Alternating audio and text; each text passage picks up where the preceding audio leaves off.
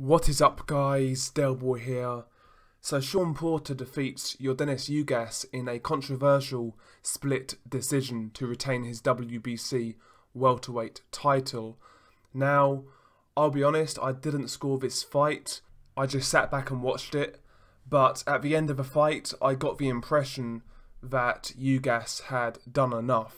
And I say this as a person who likes Shawn Porter. I say this as a person who picked Shawn Porter to win.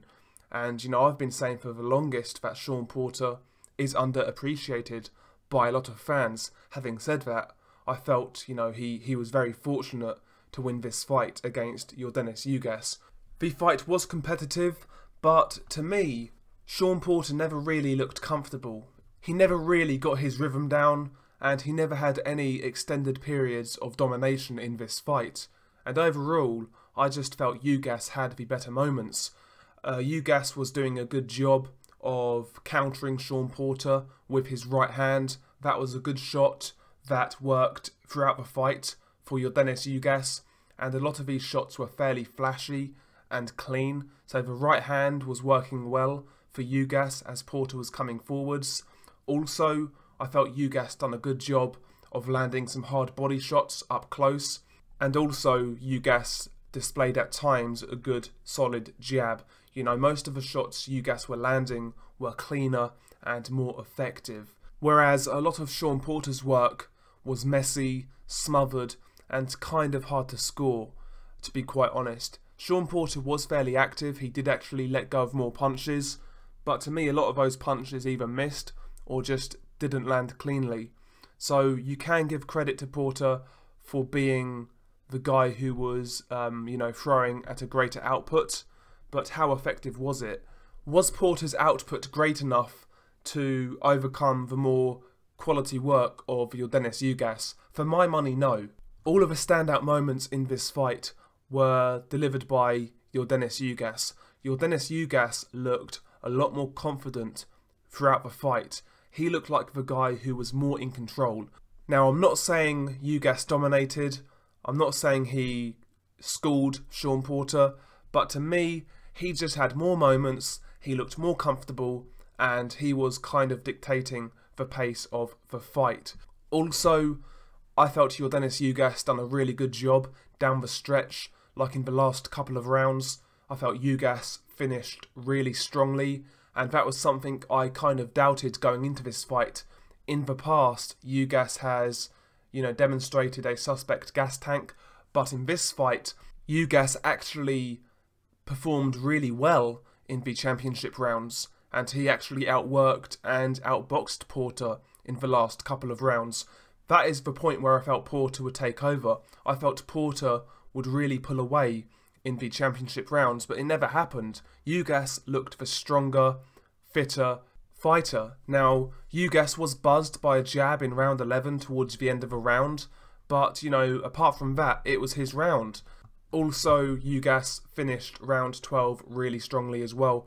It just looked like, down the stretch, it looked like Ugas wanted it more, to be quite honest. And against a guy like Shawn Porter, that's apparent because Shawn Porter is a guy who goes to war. He'll try and drag you into the deep end, and for him to be looking like the guy who doesn't want it as much is quite jarring because we don't really see that much from Shawn Porter. But to me, Ugas looked like the guy who wanted it more down the stretch, and yeah, he outperformed Porter down the stretch. Also, there was another contentious point in this fight where, Shawn Porter actually kind of got dropped. I think it was either round 10 or round 11.